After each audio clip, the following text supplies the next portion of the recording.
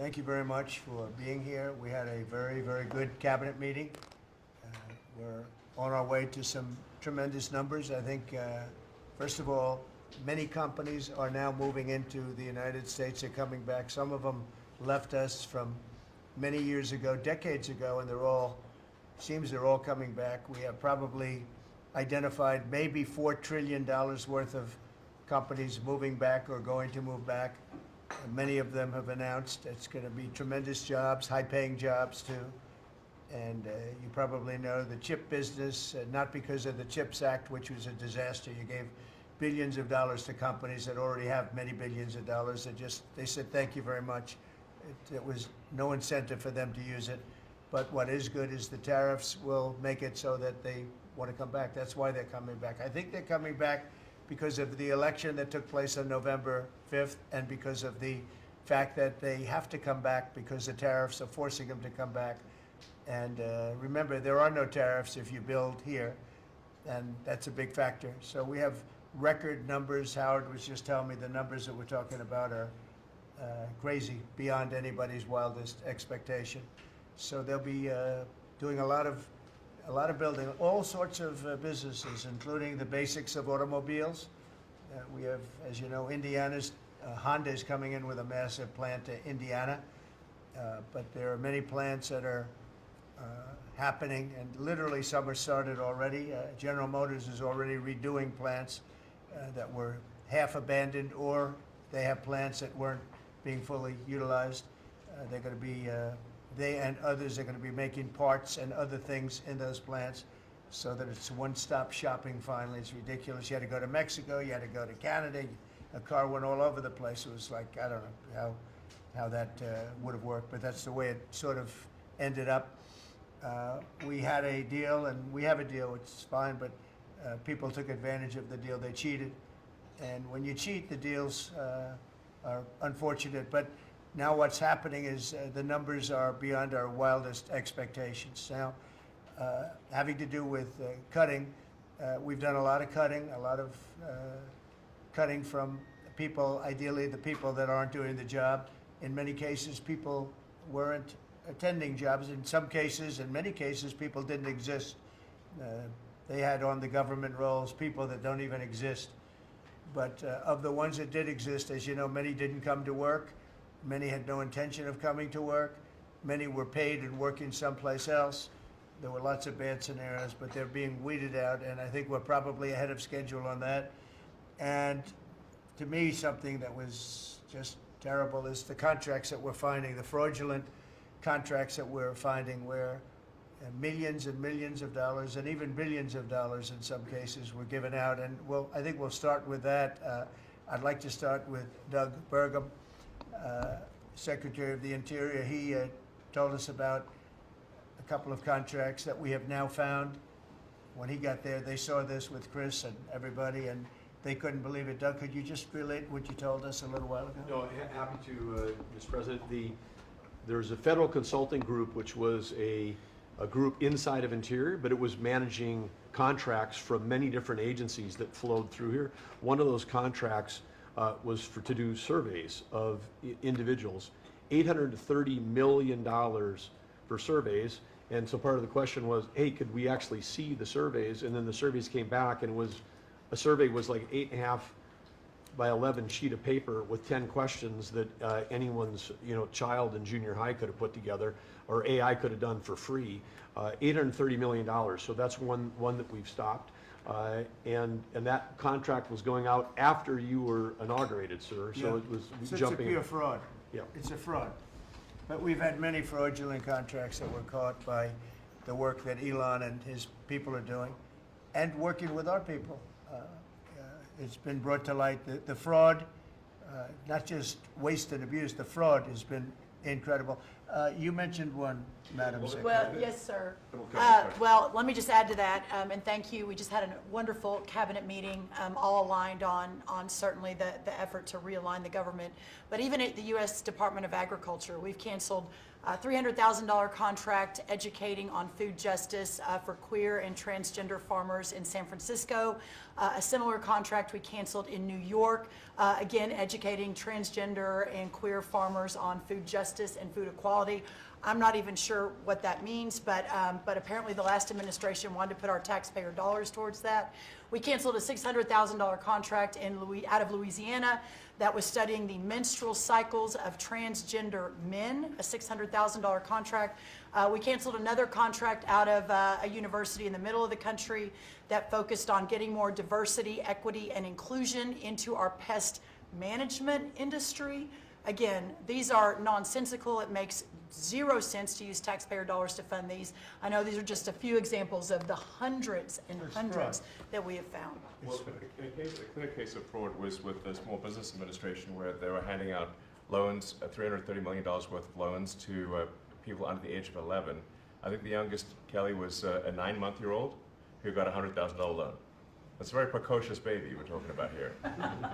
Well, we're tackling the fraud, waste, and abuse in the agency. We've seen, hundreds of billions of dollars of fraud go unprosecuted, so we're taking that on. We have a zero tolerance policy for fraud, and we continue to crack down on it and make sure people are held accountable. And you have a lot of that. You found far too much of it. It's a pure fraud. We like to use the words waste and abuse because they sort of sound good, but many of these things are pure fraud. Now there was a contract that you've heard about where Stacey Abrams got $2 billion just before we took over, and it was a rush to get her the money, and that was environmental, and nobody knows what she was doing. But $2 billion. If you got $2 million, that's a lot. If you got 200,000, that's a lot. But this was $2 billion was given.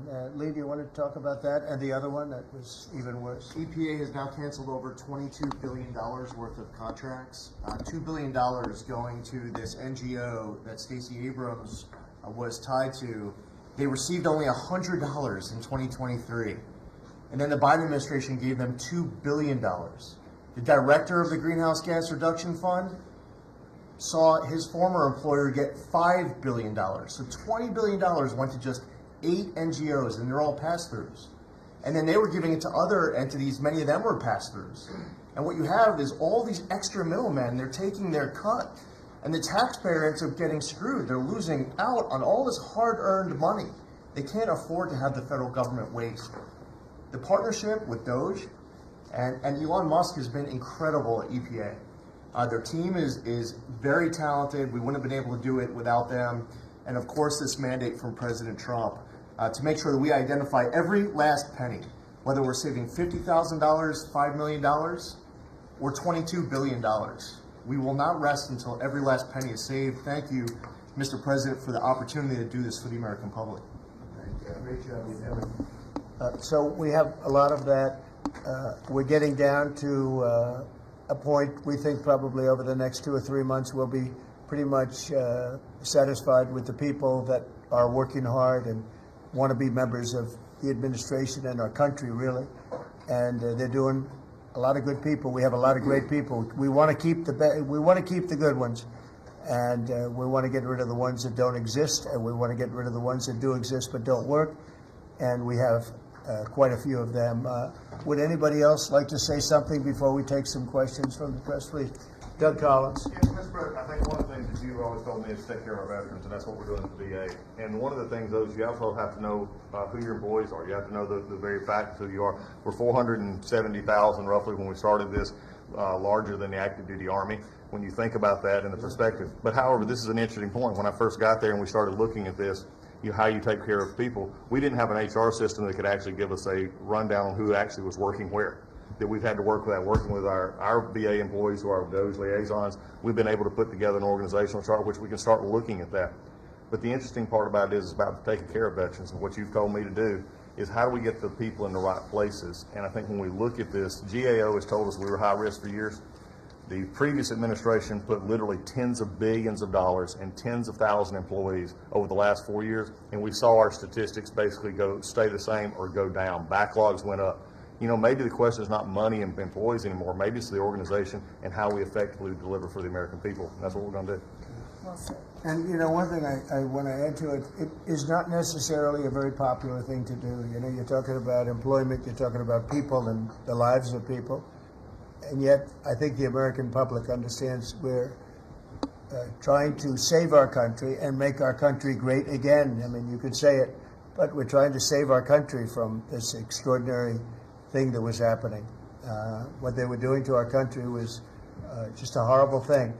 And I have no idea how it plays out in the public. I guess you see poll numbers that are very good numbers, but I don't know what that means long term.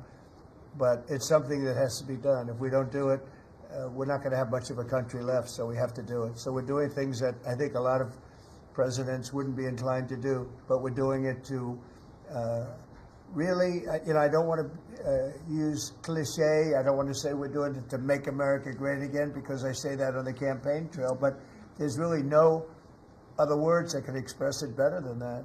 We're doing it to help our country, and our country was riddled with fat, like no country probably anywhere in the world, and we're getting rid of the fat. And at the same time, we're going to be bringing in millions of very good, high-paying jobs, and we're going to be taking in a lot of money. Our country's going to be very strong. We've been ripped off by every country in the world, friend and foe. We were taken advantage of like nobody's ever seen. And you saw what happened today with Venezuela. We did something with Venezuela, which is long in the making, and it's very substantial. And we'll be announcing cars very shortly, and we already announced steel, as you know, and aluminum. We'll be announcing pharmaceuticals at some point in the not too distant, because we have to have pharmaceuticals. We don't make pharmaceuticals anymore in our country. And if we have problems like wars or anything else, we need steel, we need pharmaceuticals, we need aluminum, we need a lot of these things that we sort of don't make anymore, and yet we're equipped to do it all. So we'll be announcing some of these things in the very near future, not the long future, the very near future. And it'll bring in billions of dollars, billions and billions, and it'll bring in, maybe more importantly, jobs. It'll protect the jobs we have, and it's going to be really, really quite amazing. Chris, did you have something to say? Yes, Mr. President. I want to say energy is the infrastructure that makes our country run and drives our national security. The Biden administration grew my department, the Department of Energy, by 20%, and expenditure much more than that, all in an effort to reduce the production of energy in the United States and to make energy more expensive. We are stewards of the American taxpayer dollars, right? That's the job of everyone around this table, led by you. We want to reverse that trajectory and care about every dollar an American taxpayer gives us, and are we using it for the benefit of Americans? Let me tell you one thing, huge growth in expenditures, huge growth in employee count. Puerto Rico, an American territory, had its electricity grid destroyed. They had billions of dollars in the Department of Energy to help Puerto Rico, yet they didn't spend that money, because that money would have meant more energy, more jobs, more prosperity in Puerto Rico. They wanted to have them as a poster child of wind and solar. This island should run on wind and solar. That just doesn't work. But they cared about politics more than the American people, and they didn't treat the dollars like they were their dollars. Yeah. This table, the team you have assembled, we're treating the American dollars like they're our dollars. Thank you. You're doing a great job on energy, by the way. We have things happening with energy that will knock your socks off. A really amazing job. Howard, do you want to say a couple of words? Well, what is so exciting is April 2nd is just around the corner, and that's American Liberation Day. That's the day when the rest of the world starts to treat America with respect. And your leadership, understanding how the rest of the world treats us and what balance and what fair trade finally is going to be, is going to take care of America. It's going to launch the External Revenue Service to start to build the power and prestige of America back. And I'm honored to be helping you on that course. It's an interesting term, right? the external revenue service. We're going to take in a lot of money from the outside, and that's going to keep our taxes low, and I think getting a lot lower. It's going to be a lot of money, and that will, the external will take care of the internal to a large extent. So I think it's going to be a beautiful transformation. Linda, you might say a couple of words. You've done so amazing. It's a 50% cut, and more importantly, we want to bring education into the states. We're at the bottom of the pack, but we're the most expensive per pupil, and we want to bring education back to the states where they can teach the students lovingly with their parents and with the boards and everything else, and they'll be every bit as good as these other countries. These states, these individual states will do a phenomenal job. You want to say something? Yes, sir, and if we think about education, if we don't address the issues in education now and start getting our scores up, where are we going to find our next generation after that? Where are our engineers, our doctors, our lawyers, our scientists, our AI and technical experts going to come from? We will go farther and farther down, and with everything else we're doing within our country, building manufacturing, bringing all of that back, if we don't educate in the best way we can, we will be lost, and those generations will be lost. It is, I think, the cornerstone of our culture and what we need to focus on. And so by having education at the best place where it can be, which is at the states, the local levels, with governors, with best practices and tools, which I hope the Department of Education can help supply for them, we'll do it. And Linda, as you know, the SBA has taken over her student loans, which is a lot of loans. It's a big job, and Kelly, we appreciate that. You're going to do fantastically well.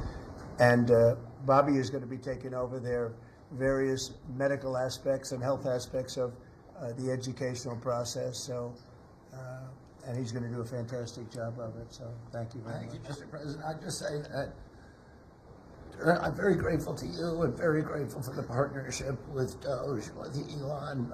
We've identified extraordinary ways in my department and HHS.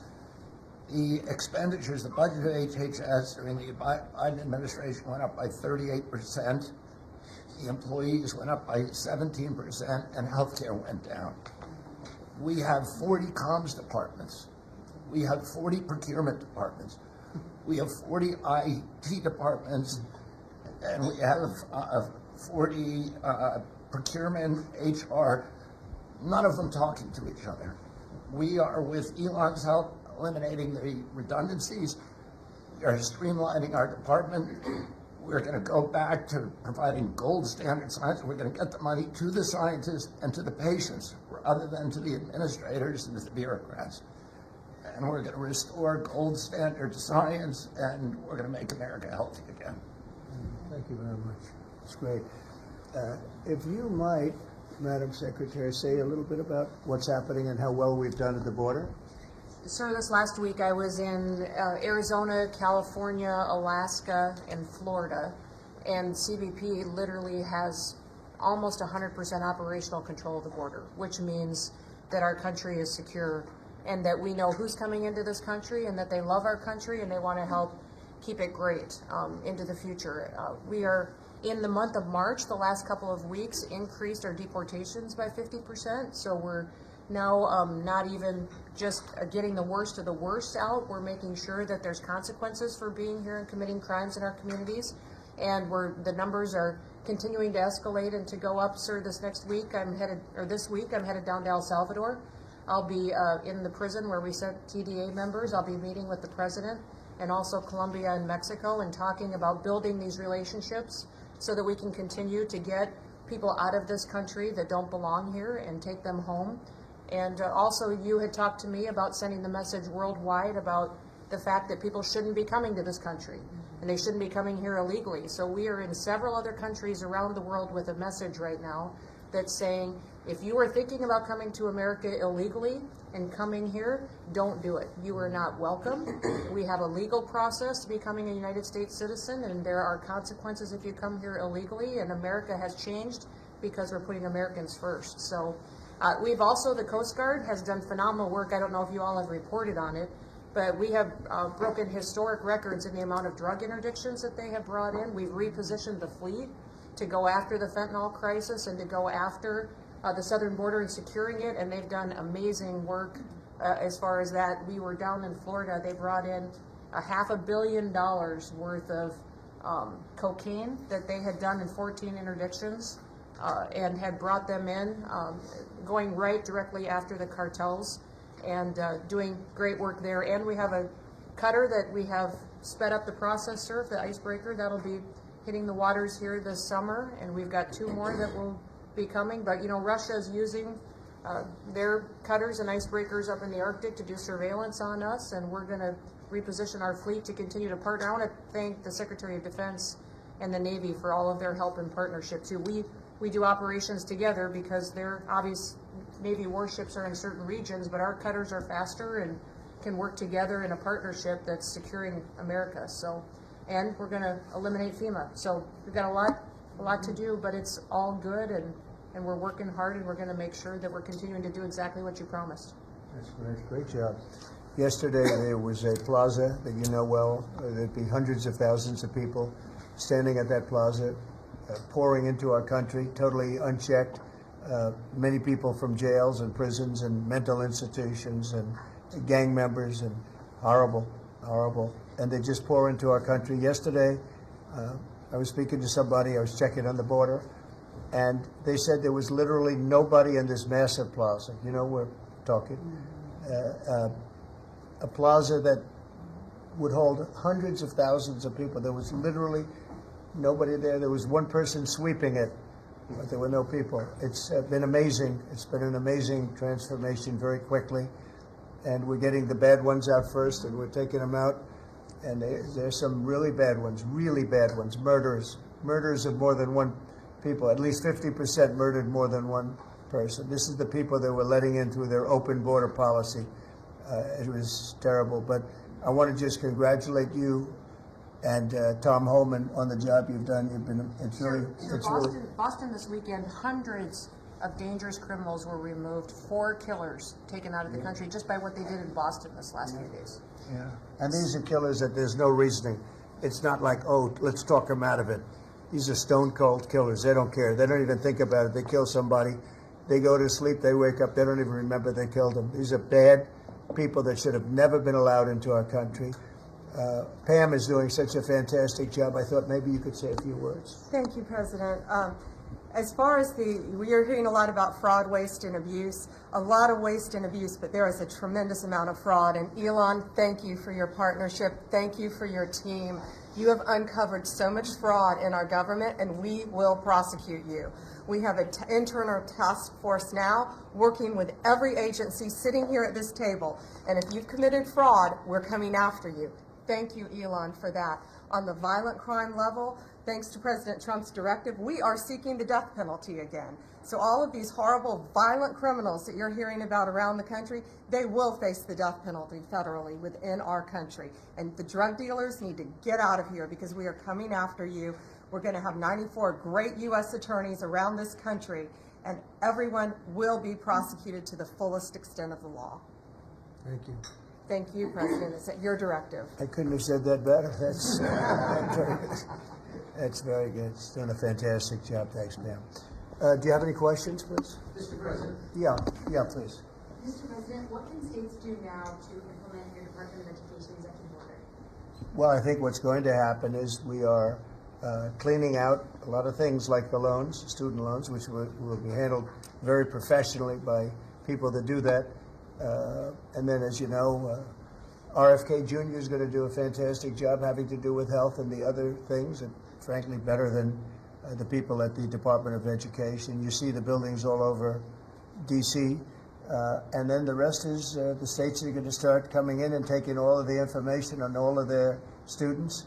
And I think a lot of that information is going to be shipped to different states like Iowa, like Indiana, like so many. They're so anxious to get, they're calling us, and they're so anxious to get it. We'll be shipping the records of the children that they're taking care of, that they want to take care of, and the process will begin. And I think it won't be that long before the states will be really running the Department of Education. Our teachers are going to be taken very well care of. And I said, you know, personally, I don't care union, non-union, it doesn't matter. Teachers are so important to this country and to me. And we're going to take great care of our teachers. And I know it's very important to Linda. So I think you're going to see a tremendous change very quickly having to do with education, and the process has already begun, very strongly begun. I think we've done, in whatever it is, 8 weeks, people are amazed at how much we've done in terms of the safety of the country. In fact, I would like to ask maybe Marco to say a few words on what's happening with respect to, in particular, Russia, Ukraine, where we have some pretty good news. I think we want to get it stopped. We're losing 2,500 young people, and these are Russian and Ukrainian people largely.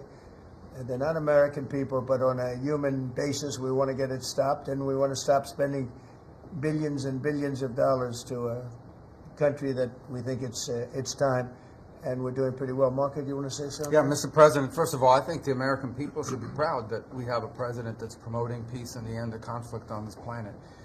This is a war that's gone on for 3 years, as you pointed out, that, as you rightly pointed out, would have never happened had you been president, but now it's here, and it needs to be brought to an end. There is no military solution to this war. It has to end through negotiation.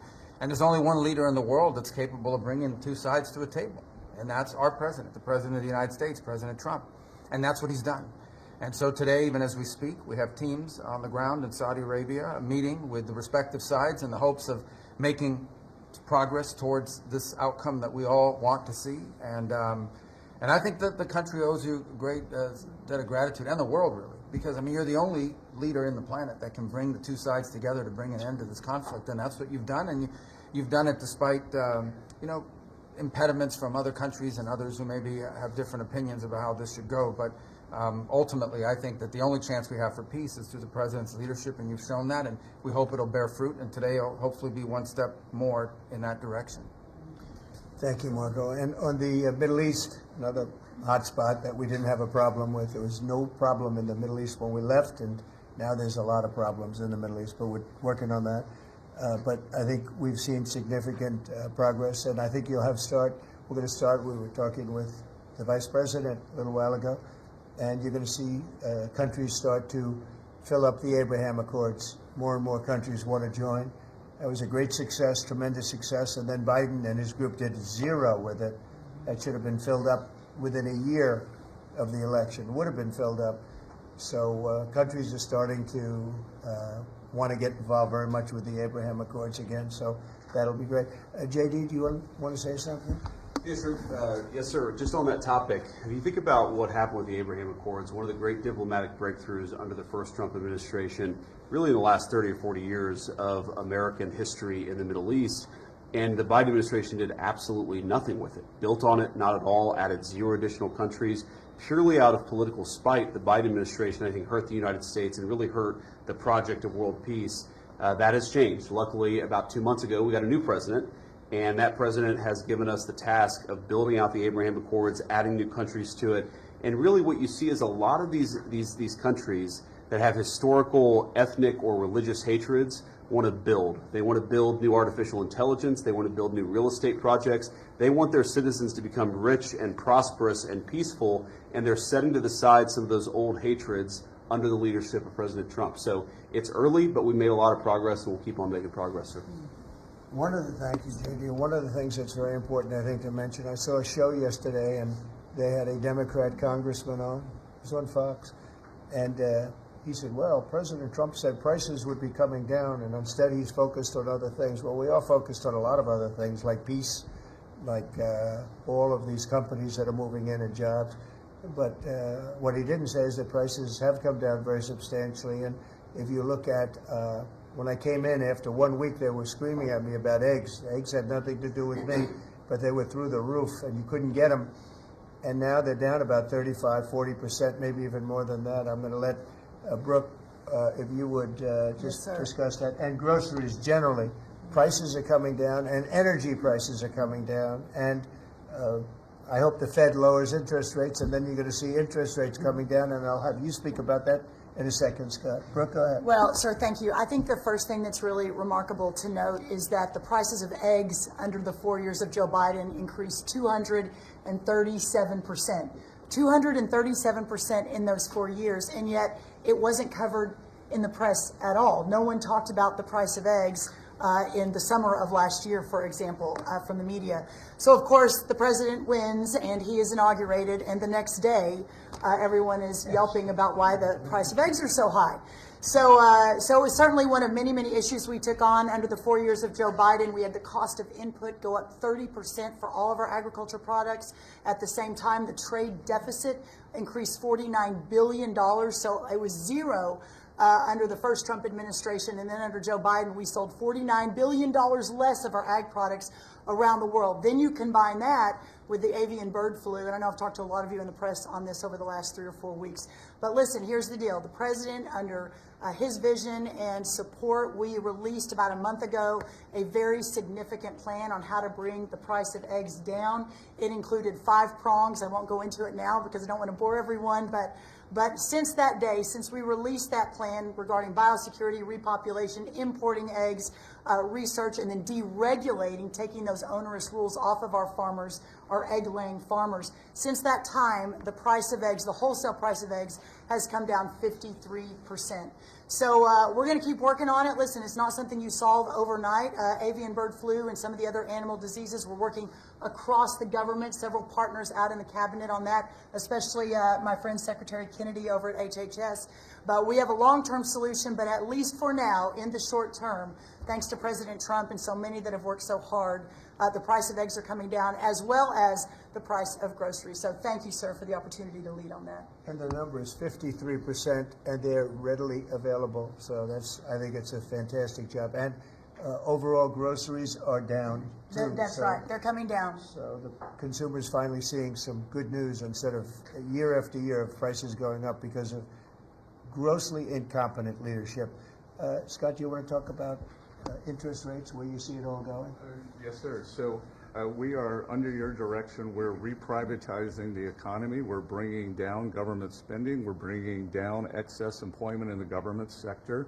On the other side, we're going to re-leverage the banking system. We're going to have all the new manufacturing jobs, so everyone who's laid off from the government will have an opportunity to go into the private sector, and that is going to lead to disinflation. Inflation is under control. We're going to get the affordability crisis fixed. So lower energy, deregulation, more private sector jobs that will naturally get interest rates down. Interest rates down.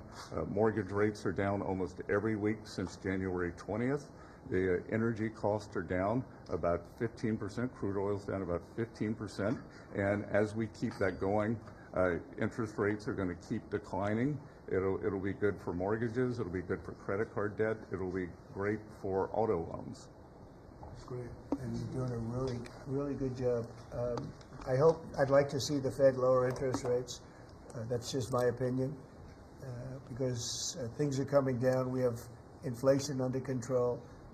Tremendous amounts of money will be soon coming in from tariffs, which is about time that we were able to partake. We've been ripped off by every country on that basis, and it's about time. But that will be, I think, treated very fairly. Will be very fair. But the money that we're talking about is rather astronomical, and it should be, because we put years and years. I was able in the first term. We had a great first term with the highest stock price increase ever. All the different things that we had, but one of the things, we took in a lot of money in tariffs, and I had just started that process, and we had to slow it down because of the COVID. We didn't go forward. We did a very good job with COVID, but that was something that happened to the whole world. It was a shame. What a shame. All those people dead, and all of the problems that it caused for countries far worse. I mean, some countries still haven't recovered. Economically, they haven't recovered. But we took in hundreds of billions of dollars in tariffs just starting the process. But this is a program that's going to be, I think, unbelievable for our country, and I think it's treating other countries very fairly, very, very fairly. I'd like to ask, if I might, Sean Duffy to say a few words about the air traffic control situation. You know, there were some mishaps, one in particular, the helicopter crashing into the plane. We have a system that's 40 years old. They spent tens of billions of dollars trying to patch it up, and make it work, but it doesn't work. And my pilot says they use different systems. They don't want to use our system. It's so obsolete.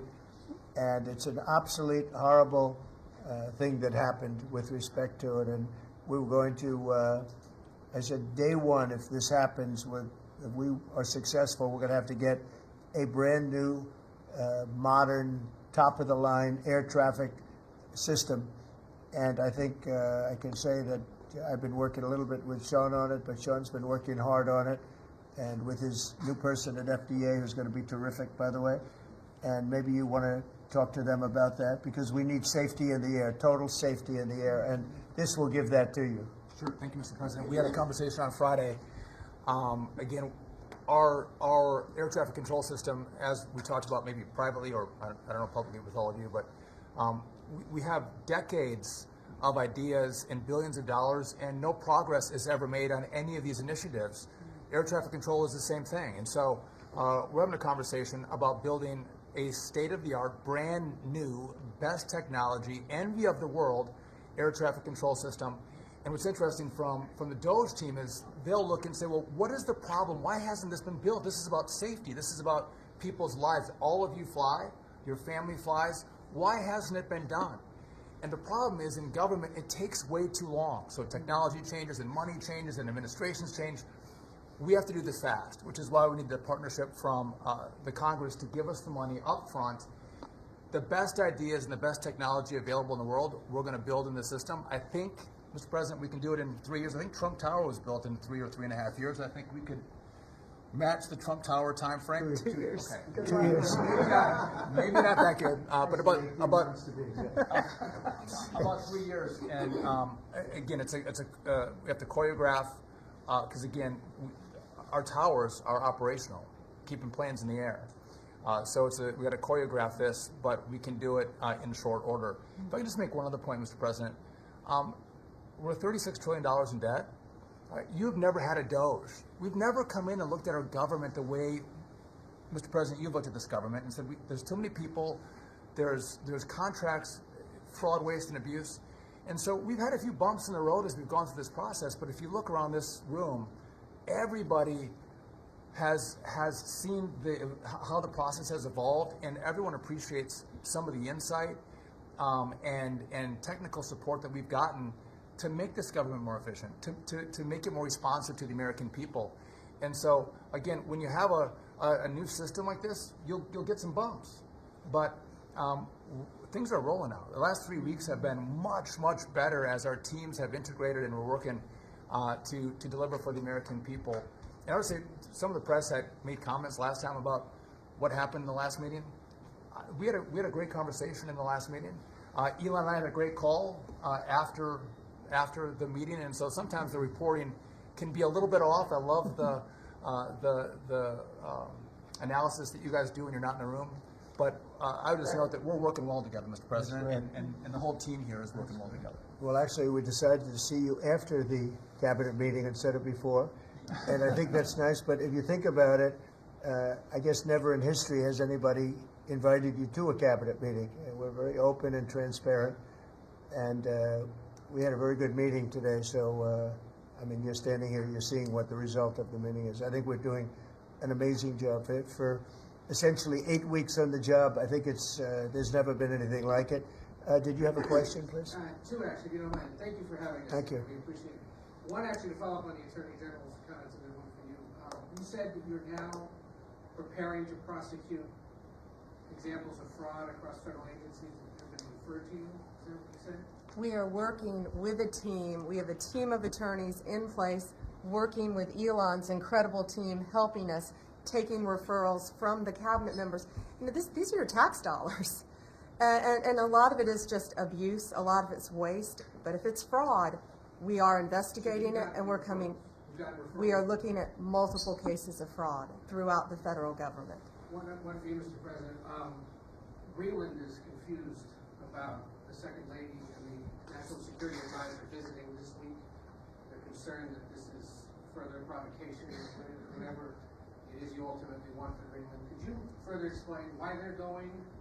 What is the ultimate end goal when it comes to well, not provocation. This is friendliness, not provocation. We're dealing with a lot of people from Greenland that would like to see something happen with respect to their being properly protected and properly taken care of. They're calling us, we're not calling them.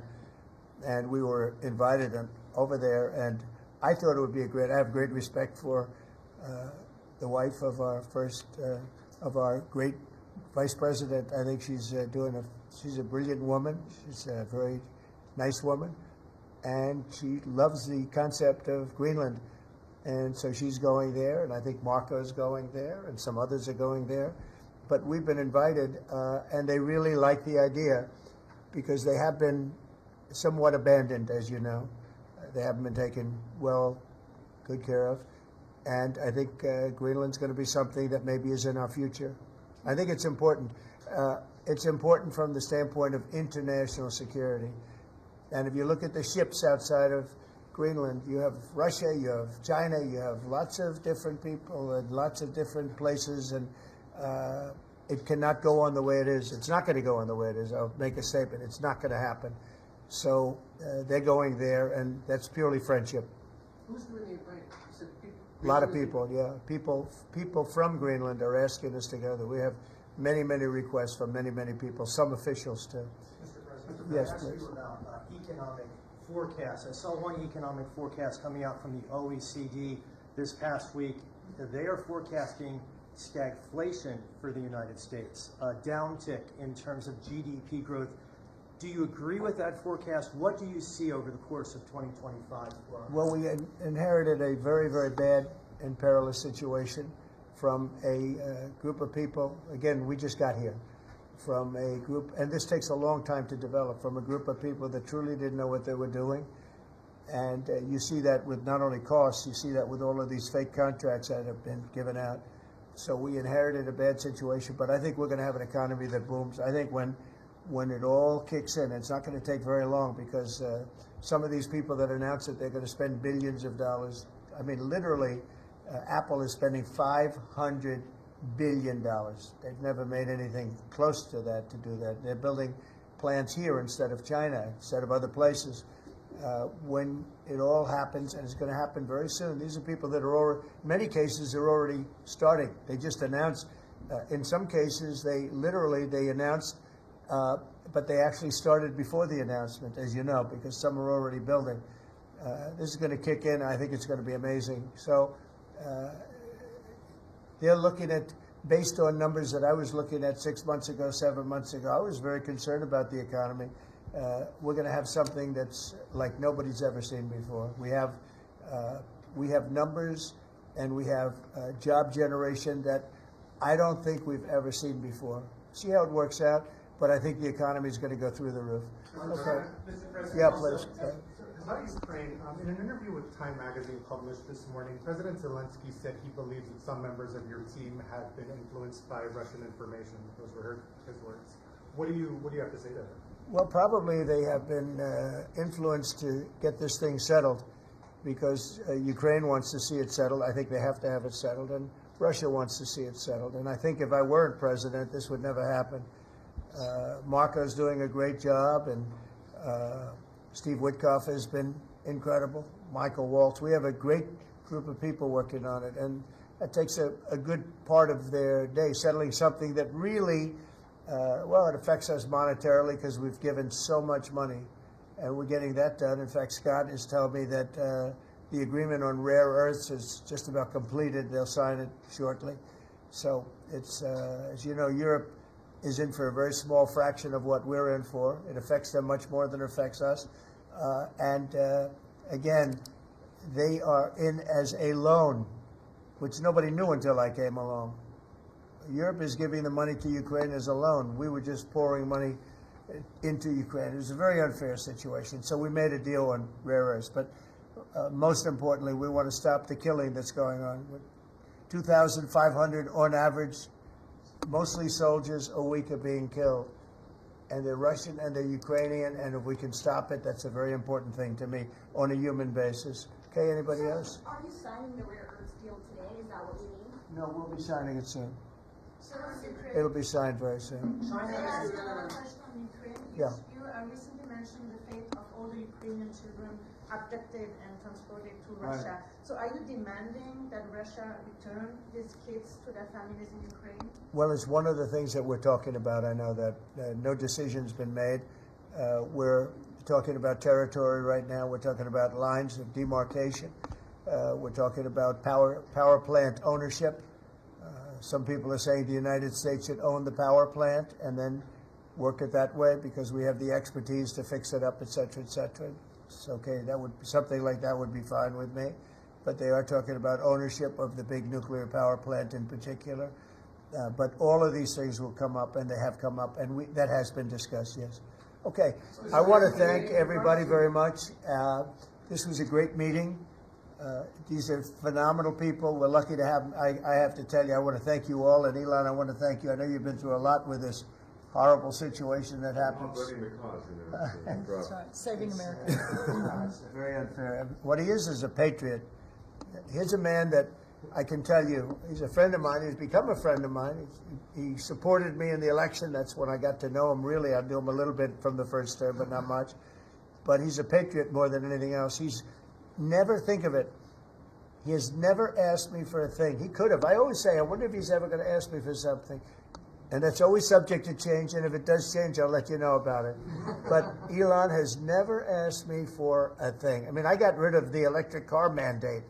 I have no idea how that affects him, but possibly not good. I don't know. But he's never asked me for a thing. And I think that's an amazing tribute. I did get activated last week when I saw what they were doing. I said, he makes an incredible product, and we're going to go out and tell people you can't do that stuff and support him. They got to support him, because if he wasn't doing this, he wouldn't have any of these difficulties. And I think it's getting less and less. Pam has done a great job with regard to all of the, I mean, I know the kind of investigations that are going on. If she finds them, which she will, she already found 4 of them. But I think they're going to suffer very grave consequences, because they're really terrorists when you think about it. They're terrorists at a high level. And I think the people that are financing them, they could very well be people I know, people that you write about. But those people are in big trouble, so they better cut it out. But Elon's a patriot. We want to thank you very much for the job you're doing. Thank you very much. Thank you very much, everybody. Thank you. Thank you, everybody. Very much. Thank you very much.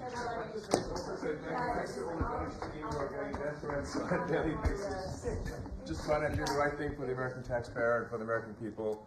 Just a thank you to the Doge team who are literally getting death threats and being accosted, and these are, a lot of them are just kids, just trying to help out, and they're very talented. They could get jobs, millions of dollars a year. Instead, they come here, earn peanuts, and get death threats. So thanks to the Doge team. Thanks.